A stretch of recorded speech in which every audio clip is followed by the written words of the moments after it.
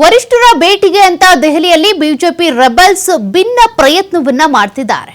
ಒಂದು ಕಡೆ ರೆಬಲ್ಸ್, ಮತ್ತೊಂದು ಕಡೆ ತಟಸ್ಥ ಬಣದ ನಾಯಕರು ಈಗ ವರಿಷ್ಠರ ಭೇಟಿಗೆ ಅಂತ ಪ್ರಯತ್ನ ಪಡ್ತಾ ಇದ್ದಾರೆ.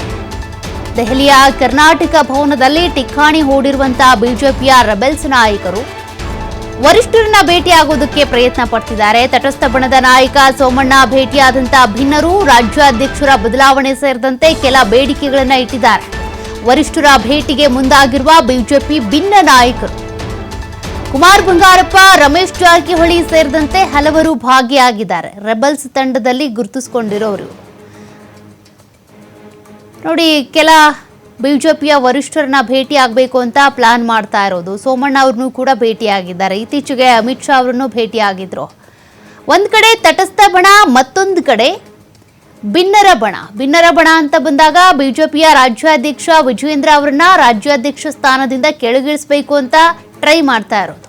ಮತ್ತೊಂದು ಕಡೆ ತಟಸ್ಥ ಬಣ, ಆ ಕಡೆನೂ ಅಲ್ಲ ಈ ಕಡೆನೂ ಅಲ್ಲ, ತಮ್ಮ ಸ್ಥಾನ ಏನಿದೆಯೋ ಅದನ್ನು ಉಳಿಸ್ಕೊಳ್ಳೋದ್ರ ಬಗ್ಗೆ ಮಾತ್ರ ಚಿತ್ತ ಹರಿಸ್ತಾ ಇರುವಂತ ಕೆಲ ನಾಯಕರು ಈಗ ದೆಹಲಿಯಲ್ಲಿ ವರಿಷ್ಠರ ಭೇಟಿಗೆ ಅಂತ ಮುಂದಾಗಿರುವಂತಹ ಭಿನ್ನ ನಾಯಕರು ಸರ್ಕಸ್ ಮಾಡ್ತಾ ಇದ್ದಾರೆ. ಯಾರಾದರೂ ವರಿಷ್ಠರನ್ನ ಭೇಟಿ ಆಗಲೇಬೇಕು ಅಂತ. ಜೊತೆಗೆ ಮೈತ್ರಿ ಪಕ್ಷದ ಪ್ರಭಾವಿ ನಾಯಕರಾಗಿರುವಂತಹ ಎಚ್.ಡಿ. ಕುಮಾರಸ್ವಾಮಿ ಅವರನ್ನು ಕೂಡ ಭೇಟಿಯಾಗಿದ್ದಾರೆ. ಎಚ್.ಡಿ. ಕುಮಾರಸ್ವಾಮಿ ಅವರ ಸಹಕಾರದಿಂದ ಏನಾದರೂ ವರಿಷ್ಠರ ಮೇಲೆ ಒತ್ತಡವನ್ನ ತರೋದಕ್ಕಾಗುತ್ತಾ ಅಂತ. ಎಚ್.ಡಿ. ಕುಮಾರಸ್ವಾಮಿ ಅವರ ಸಹಕಾರದಿಂದ ಕೇಂದ್ರ ನಾಯಕರನ್ನ ಭೇಟಿ ಆಗೋದಕ್ಕೆ ಸಾಧ್ಯವಾಗುತ್ತಾ?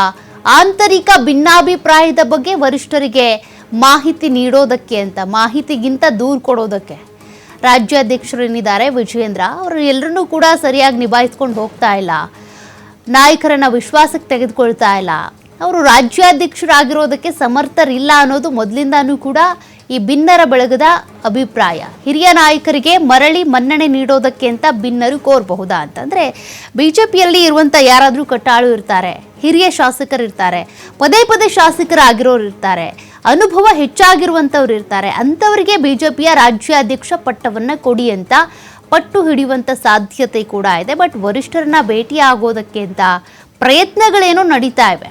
ಒಂದು ಕಡೆ ವಿಜಯೇಂದ್ರ ಅವರು ಅಮಿತ್ ಶಾ ಅವ್ರನ್ನ ಭೇಟಿ ಮಾಡೋದಿರ್ಬೋದು, ಕೆಲ ನಾಯಕರನ್ನ ಭೇಟಿ ಆಗೋದ್ರ ಮೂಲಕ ಅವ್ರನ್ನ ವಿಶ್ವಾಸಕ್ಕೆ ತೆಗೆದುಕೊಳ್ಳುವಂಥ ಪ್ರಯತ್ನ.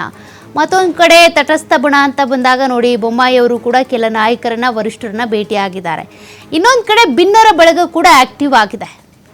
ರಾಜ್ಯಾಧ್ಯಕ್ಷರನ್ನ ಹೆಂಗಾದ್ರೂ ಮಾಡಿ ಆ ಸ್ಥಾನದಿಂದ ಕೆಳಗಿಳಿಸಬೇಕು, ತಾವು ಒಪ್ಪುವಂತಹ ತುಂಬಾ ಹಿರಿಯರಾಗಿರುವಂಥ, ಸಮರ್ಥರಿರುವಂಥ, ಅನುಭವ ಹೆಚ್ಚಾಗಿರುವಂಥ ನಾಯಕರನ್ನೇ ಬಿಜೆಪಿಯ ರಾಜ್ಯಾಧ್ಯಕ್ಷರನ್ನಾಗಿ ಮಾಡಬೇಕು ಅಂತ ಈ ಟೀಮು ಟ್ರೈ ಮಾಡ್ತಾ ಇದೆ, ಒಂದಷ್ಟು ಪ್ರಯತ್ನ ಮಾಡ್ತಾ ಇದೆ ವರಿಷ್ಠರ ಭೇಟಿಗೆ ಅಂತ. ಕೆಲವ್ರನ್ನ ಭೇಟಿ ಆಗೋದ್ರ ಮೂಲಕ ವರಿಷ್ಠರ ಮೇಲೆ ಒತ್ತಡ ಹೇರೋದಕ್ಕೆ ತರೋದಕ್ಕೆ ಅಂತೂ ಕೂಡ ಪ್ರಯತ್ನಗಳಾಗ್ತಾ ಇವೆ.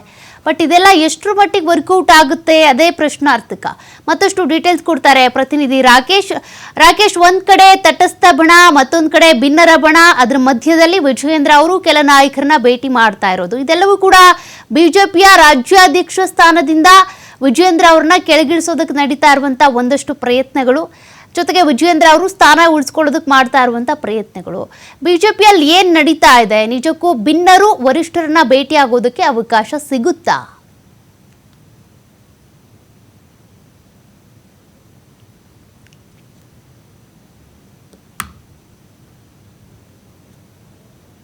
ನಾಯಕರುಗಳು ಅಂದ್ರೆ ರಾಜ್ಯ ನಾಯಕರುಗಳು ವರಿಷ್ಠರನ್ನ ಭೇಟಿ ಮಾಡೋ ಪ್ರಯತ್ನವನ್ನ ಮುಂದುವರೆಸಿದ್ದಾರೆ. ಒಂದು ಕಡೆ ರಾಜ್ಯಾಧ್ಯಕ್ಷರಾಗಿರುವ ವಿಜಯೇಂದ್ರ ಅವರು ತಮ್ಮ ಮತ್ತೊಂದು ಅವಧಿಯ ರಾಜ್ಯಾಧ್ಯಕ್ಷ ಅವಧಿಯನ್ನು ಕಂಟಿನ್ಯೂ ಮಾಡಿಸಿಕೊಳ್ಳೋದಕ್ಕಿರುವಂತಹ ಅಗತ್ಯ ವಿಚಾರಕ್ಕೆ ಸಂಬಂಧಪಟ್ಟ ಹಾಗೆ ರಾಷ್ಟ್ರೀಯ ನಾಯಕರನ್ನ ಭೇಟಿಯಾಗಿ ಮಾತುಕತೆಗಳನ್ನ ಮಾಡ್ತಿದ್ದಾರೆ.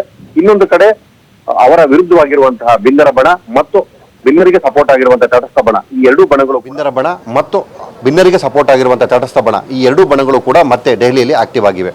ಈ ಬಣಗಳು ಹಾಲಿ ಅಧ್ಯಕ್ಷರನ್ನ ಬದಲಾಯಿಸಬೇಕು ಅನ್ನುವಂತಹ ಮೂಲ ಅಜೆಂಡಾವನ್ನ ಇಟ್ಟುಕೊಂಡು ಪಕ್ಷದೊಳಗೆ ಸಮಗ್ರ ಮತ್ತು ಅಮೂಲಾಗ್ರ ಬದಲಾವಣೆಗಳಾಗಬೇಕು ಅನ್ನುವಂಥ ವಿಚಾರವನ್ನು ಮುಂದಿಟ್ಟುಕೊಂಡು ವರಿಷ್ಠರನ್ನ ಭೇಟಿ ಮಾಡಿ ತಮ್ಮ ಅಹವಾಲನ್ನು ಸಲ್ಲಿಸುವುದಕ್ಕೆ ಚಿಂತನೆಯನ್ನು ಮಾಡ್ತಾ ಇದೆ.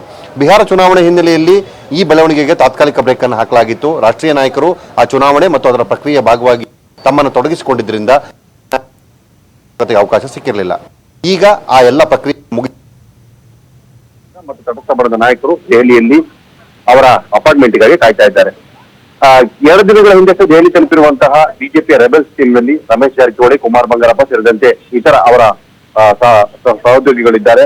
ಅವರೆಲ್ಲರೂ ಕೂಡ ತಮ್ಮ ಹಿಂದಿನ ಬೇಡಿಕೆಯನ್ನು ಈಡೇರಿಸಿಕೊಳ್ಳುವ ನಿಟ್ಟಿನಲ್ಲಿ ವರಿಷ್ಠರ ಬಳಿಗೆ ಒತ್ತಾಯವನ್ನು ಹೇರುವ ಪ್ರಯತ್ನವನ್ನು ಮಾಡೋದಕ್ಕೆ ತೆರಳಿದ್ದಾರೆ. ನಾಯಕರ ಭೇಟಿಯ ಭಾಗವಾಗಿ ಒಂದು ಕಡೆ ನಿನ್ನೆ ಕೇಂದ್ರ ಸಚಿವ ಕುಮಾರಸ್ವಾಮಿ ಅವರನ್ನು ಕೂಡ ಅವರು ಭೇಟಿಯಾಗಿ ಮಾತುಕತೆಯನ್ನ ಮಾಡಿದ್ರು. ಸಹಜವಾಗಿ ಈ ಭೇಟಿಯ ವಿಚಾರದಲ್ಲಿ ಹಲವಷ್ಟು ಅನುಮಾನಗಳಿದ್ರು ಕೂಡ ಇದೊಂದು ಸೌಹಾರ್ದಯುತವಾದ ಭೇಟಿ ಅನ್ನುವಂತ ಮಾತನ್ನ ಹೇಳಿದ್ರು. ಆದ್ರೆ ವಿಚಾರದ ಅವಲೋಕನ ಮಾಡಿದಂತ ಸಂದರ್ಭದಲ್ಲಿ ಕುಮಾರಸ್ವಾಮಿ ಅವರು ಮಂತ್ರಿ ನಾಯಕರಾಗಿ ಪ್ರಭಾವಿಯಾಗಿರೋದ್ರಿಂದಾಗಿ ಅವರ ಪ್ರಭಾವವನ್ನ ಬೆಳೆಸಿಕೊಂಡು ವರಿಷ್ಠರನ್ನ ಭೇಟಿ ಮಾಡೋ ಪ್ರಯತ್ನವನ್ನ ಬಿಜೆಪಿ ರಭಸಮಣ ಮಾಡ್ತಾ ಇದೆಯಾ ಅನ್ನುವಂಥ ಪ್ರಶ್ನೆ ಕೂಡ ಹುಟ್ಟುಕೊಂಡಿದೆ. ಅದು ಇದಕ್ಕೆ ಸ್ಪಷ್ಟತೆ ಕೂಡ ಸಿಕ್ಕಿಲ್ಲ. ಇದರ ಹೊರತಾಗಿ ಈಗ ಅದೇ ತಂಡ ಕೇಂದ್ರ ಸಚಿವರಾಗಿರುವಂತಹ ಸೋಮಣ್ಣ ಅವರನ್ನ ಕೂಡ ಭೇಟಿ ಮಾಡಿದೆ. ಸೋಮಣ್ಣ ಅವರು ಕೇಂದ್ರ ಸಚಿವರು ಅನ್ನೋದಕ್ಕಿಂತ ಹೆಚ್ಚಾಗಿ ಬಿಜೆಪಿಯ ಬಿಲ್ಲರ ಬಣಕ್ಕೆ ಸಪೋರ್ಟ್ ಆಗಿ ನೀಡಿದಂತಹ ತಟಸ್ಥ ಬಣದ ಸದಸ್ಯರಾಗಿ ಗುರುತಿಸಿಕೊಂಡಿದ್ದವರು, ಅವರು ಕೂಡ ರಾಜ್ಯಾಧ್ಯಕ್ಷರ ರೇಸ್ನಲ್ಲಿ ಇದ್ದವರು ಅನ್ನುವಂತ ಮಾತು ಕೂಡ ಗಮನಾರ್ಹ.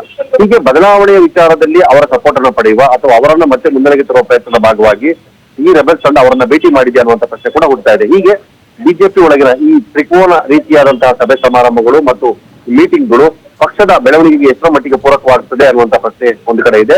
ಮತ್ತೊಂದು ಕಡೆ ಈ ಮೂವರಲ್ಲಿ ಯಾರಿಗೆ ಗೆಲುವು ಅಥವಾ ಯಾರನ್ನ ಸಪೋರ್ಟ್ ಅನ್ನು ಪಡೆದುಕೊಂಡು ಪಕ್ಷದ ಜವಾಬ್ದಾರಿಯನ್ನ ಅಥವಾ ಆಡಳಿತ ಚುಕ್ಕಾಣಿಯನ್ನು ಹಿಡಿಯುವ ಮತ್ತು ತಮ್ಮ ಪಕ್ಷದಲ್ಲಿ ಹಿಡಿತವನ್ನು ಸಾಧಿಸುವ ನಿಟ್ಟಿನಲ್ಲಿ ಯಾವ ಪ್ರಯತ್ನವನ್ನು ಮಾಡಬಹುದು ಅನ್ನುವಂತ ಪ್ರಶ್ನೆ ಕೂಡ ಇದೆ.